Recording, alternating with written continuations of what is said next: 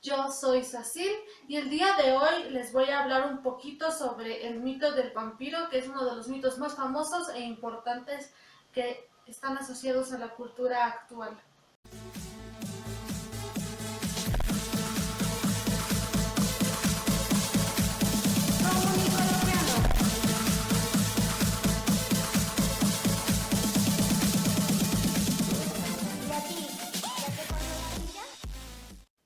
Hace más o menos un mes tuve la oportunidad de entrevistar a Dulce Romero, que ella estuvo aquí y nos contó acerca de su afición por la literatura juvenil, la literatura del terror y específicamente la literatura de los vampiros, y nos aportó muchos datos muy interesantes.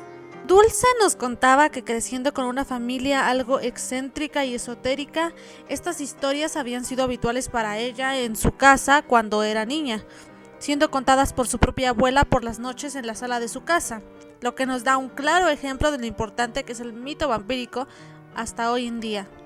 Ellos son importantísimos en la literatura, pero no solamente ahí, sino también en la cultura internacional, debido a que, aunque ustedes no lo crean, se creía que estas criaturas se dedicaban a aterrorizar ciertas partes de Europa y Asia, en pequeños poblados sobre todo. Hay muchísimos documentos históricos que nos relatan desde la antigüedad la presencia de ciertas criaturas misteriosas que venían después de la muerte a extraerles la sangre a los humanos, aunque en la antigüedad todavía no se los conocía con el nombre de vampiros. Bueno, estos vendrían a ser como los antecedentes, aunque en realidad no hay nada que atestigue la existencia fidedigna de los vampiros hoy en día. A mí no me parece realmente importante eso. Lo que me parece importante es entender cómo la gente creía en eso en ese momento, por qué lo creían, cómo les preocupaba, lo importante que era para ellos en su cultura y cómo es que ha llegado a nosotros y cómo es que se ha vuelto un hito tan importante de la cultura actual. No fue hasta el siglo XVII que en algunos pueblos pequeños de Inglaterra comenzaron a aparecer cadáveres que atacaban a la gente por las noches, y que al abrir su ataúd, este estaba lleno de sangre. El mito fue expandiéndose cada vez más por toda Europa y Asia, aunque en ese momento a esta criatura se le llamaba de muchas maneras distintas. Pierre de Noyer es nuestra principal fuente fidedigna acerca de los acontecimientos de los vampiros alrededor de 1640. Y es que él escribió cientos de cartas que están publicadas y que él mandó alrededor del mundo, en donde habla sobre lo que él atestigua sobre el vampiro. Nos habla que con el paso del tiempo en diferentes regiones estos países tenían ciertas creencias o ciertos rituales antivampíricos para acabar con esta criatura, como era quemarlo o degollarlo o clavarles una estaca en el corazón de madera o plata, algo que pues es muy conocido hoy en día. En aquella época había una epidemia muy fuerte de anthrax en Europa, y que lo que hacía era que ella retrasaba la putrefacción del cadáver. Ahora se sabe, gracias a la tecnología y a la medicina, que las uñas y el cabello de los cadáveres sigue creciendo, pero en aquella época todas estas situaciones misteriosas eran un argumento más a favor de las teorías de los vampiros. Podría relatar muchas historias que hay en los escritos históricos sobre los vampiros, pero bueno, nos tardaríamos horas y además me da un poquito de miedo, a decir verdad, pero les contaré una muy interesante. Hay un relato que es absolutamente real, está en escritos históricos, que habla sobre una mujer, una monja que murió de anthrax en un pequeño pueblo de Inglaterra. Y bueno, después de su muerte, cada noche ella salía a aterrorizar y a asesinar a la gente del pueblo, así que los pueblerinos, bastante asustados, fueron durante varias noches a abrir su tumba para ver qué es lo que estaba pasando con esta monja, y se dieron cuenta de que cada noche se iba comiendo una parte más de su sudario, y no solamente eso, sino que estaba hinchada de sangre su cuerpo y su vestimenta estaba completamente manchada también de sangre. Bastante aterrador.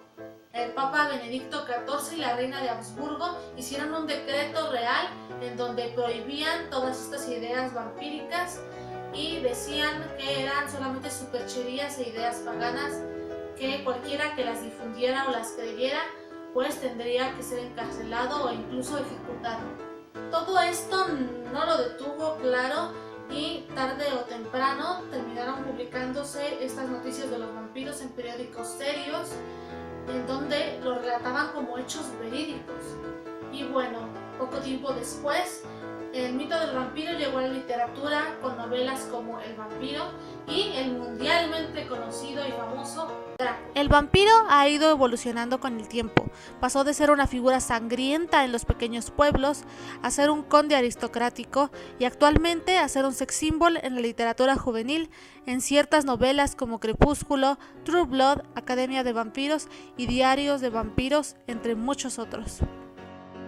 Dulce nos ha comentado también que ella cree que actualmente se romantiza muchísimo la figura del vampiro, gracias a la literatura juvenil, con el único objetivo de comercializarla, siendo que bueno, esto en sus inicios no era así, el vampiro no era un sex symbol. Pero esto ha traído pues muchísimas consecuencias, tanto positivas como negativas. Por un lado, tenemos una gran difusión de este mito, y por el otro, pues es cierto que también se han perdido los orígenes y que muy poca gente sabe de dónde viene el vampiro. Hay algo muy importante y gracioso que me contó Dulce a mí y que se los voy a compartir a ustedes para que vean hasta dónde ha llegado la repercusión de este mito.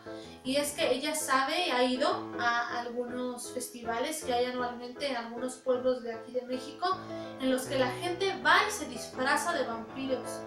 E incluso ella misma conoce a una persona, una chica, que consume sangre, hace paletas de sangre y mete la sangre en algunos platillos. Lo cual, a pesar de que yo soy muy fanática de este mito, me parece impresionante. La idea del vampiro es realmente atractiva, según mi opinión, y en lo que a mí respecta es apasionante toda versión.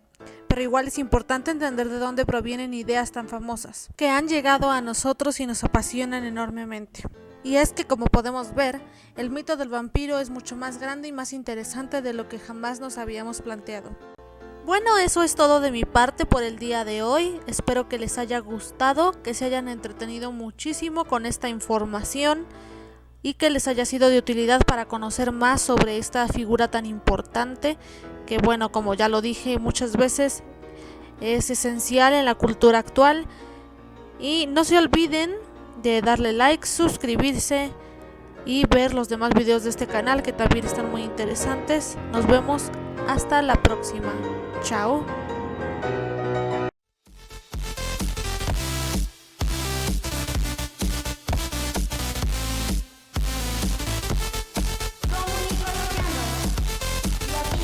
Ya te